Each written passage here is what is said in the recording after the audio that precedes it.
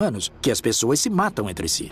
Então, os exemplos que eles pegaram são de textos sagrados desse mundo.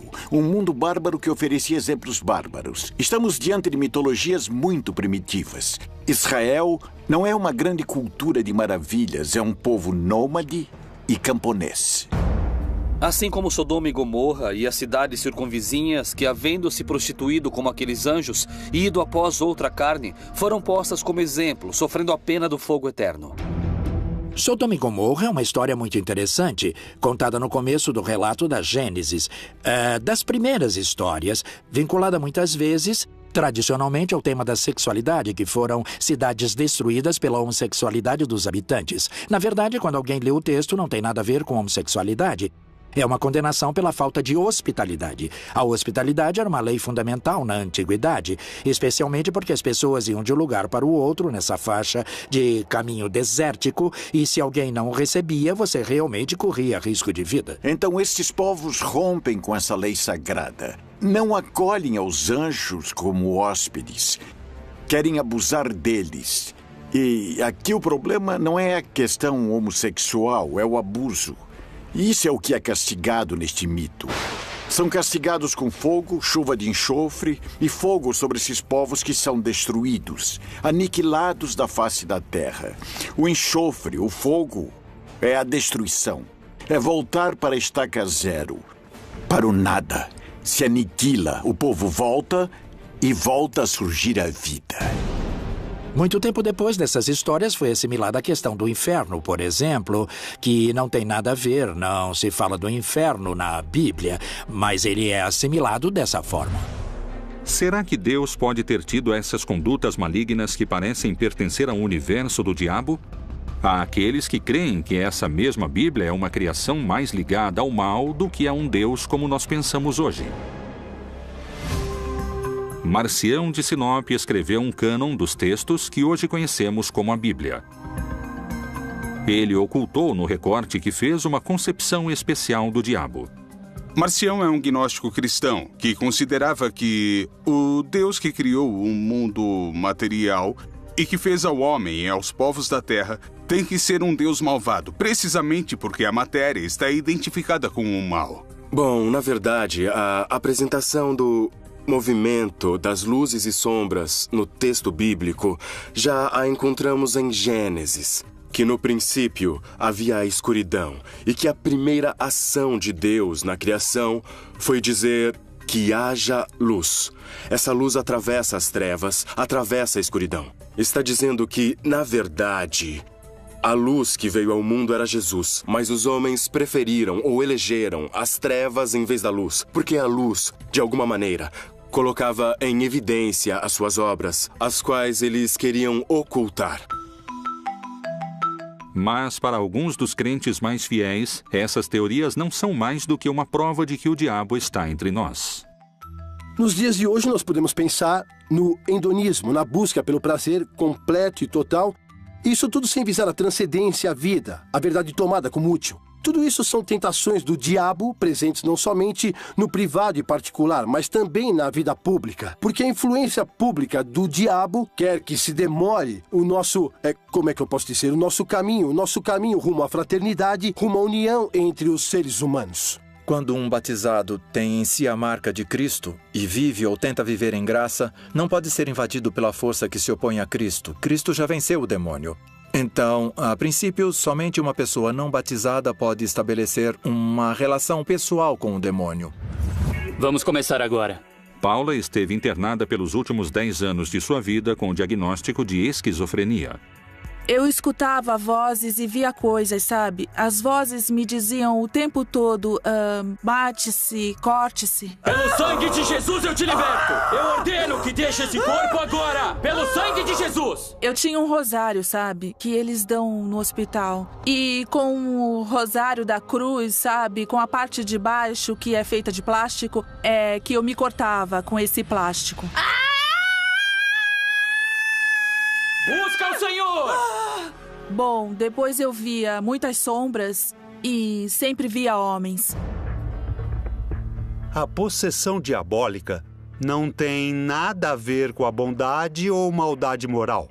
Quer dizer, o endemoniado é uma pessoa enferma. Muitos creem que o diabo não existe, e esse é um grande triunfo de Satanás, então temos muitíssimo trabalho. Será que realmente o diabo está entre nós e não sabemos? Será que Deus e o diabo são uma mesma criação?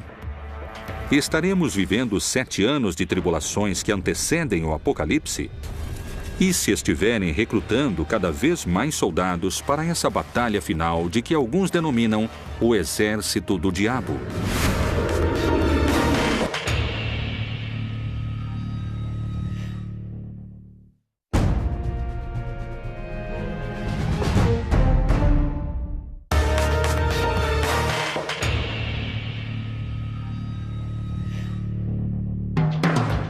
O diabo, um anjo caído que quer ocupar o lugar de Deus? Como ele poderia alcançar seu objetivo? Quais são as evidências e posturas que asseguram que o diabo teria criado seu próprio exército? Eu acredito que o diabo somos nós mesmos. O diabo é a maldade que encarna na gente. O diabo é uma configuração que pode ter expressões muito claras, um personagem nefasto da humanidade. O diabo engloba muitos. Não se trata de um só, já que são muitos, milhares de milhares, visto que era um arcanjo, um anjo superior, que seria Lúcifer com todos seus seguidores que acabaram condenados. Alguns levam sua teoria mais além e creem que o diabo preparou um exército e está escondido esperando o começo dessa batalha final. Com esse exército maligno, o Agramon representa um demônio maior, que é o demônio do medo. Existem demônios menores que, por sua vez, os servem. São demônios intercessores. Não esqueçamos que a corte satânica tem a sua hierarquia. E não é que eles perderam a hierarquia que conservavam no céu. Ou seja, entre os demônios há os querubins, os serafins, as potestades, cada um com seu grau de maldade. Podemos mencionar também Adriel, que é o demônio da morte, o demônio da lua, o demônio da noite. Adriel, para nós, como esse demônio terrível, o da morte, está representado em Hitler. Ele trouxe o inferno para a Terra, mostrando os setores do inferno. Mas onde? Os campos de concentração são um exemplo muito claro de que essa destruição havia sido inspirada por alguém. Hitler encarna o pior da condição humana. Mas dizer isso, às vezes, é tirar a responsabilidade dos seres humanos. Temos a capacidade de escolher entre, como diz no livro de Deuteronômio, eis que ponho diante de ti a vida ou a morte, a bênção ou a maldição. Escolhe a vida para que vivas.